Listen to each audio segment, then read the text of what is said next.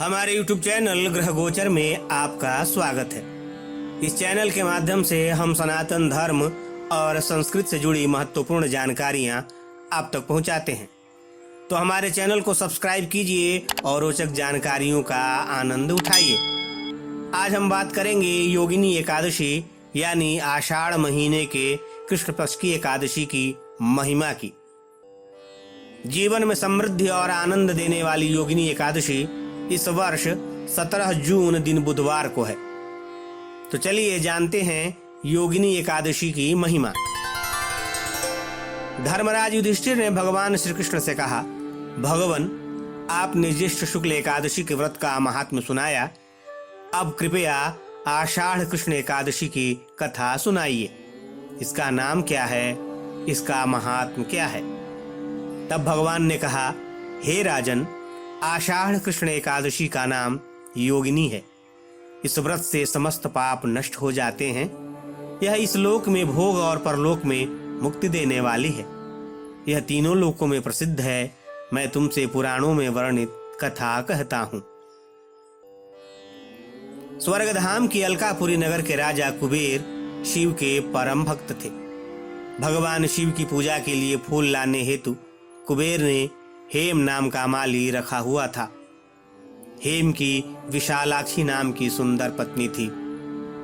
एक दिन वह मानसरोवर पुष्प लाने तो गया, लेकिन वहां अपनी स्त्री से हास्य विनोद और रमण में खो गया। कुबेर दोपहर तक उसकी राह देखते रहे।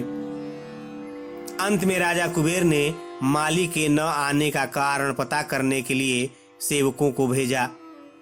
सेवकों ने कहा, महाराज, वह अपनी स्त्री के साथ हास्य विनोद और रमण कर रहा होगा। ये सुनकर कुबेर ने क्रोधित होकर उसे बुलाया। हेममाली भय से कांपता हुआ उपस्थित हुआ।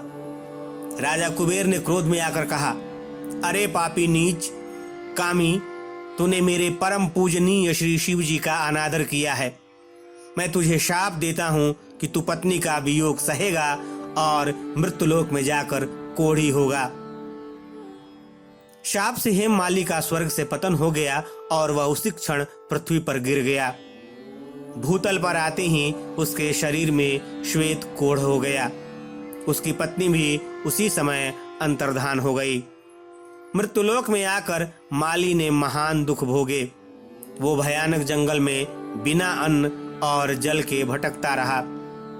रात्रि को निद्रा भी नहीं आती थी, परंतु शिव जी की पूजा के प्रभाव से उसको पिछले जन्म की स्मृति का ज्ञान अवश्य रहा। घूमते घूमते एक दिन वह मार्कंडेय ऋषि के आश्रम में पहुंच गया। हेममाली वहां जाकर उनके पैरों में गिर पड़ा।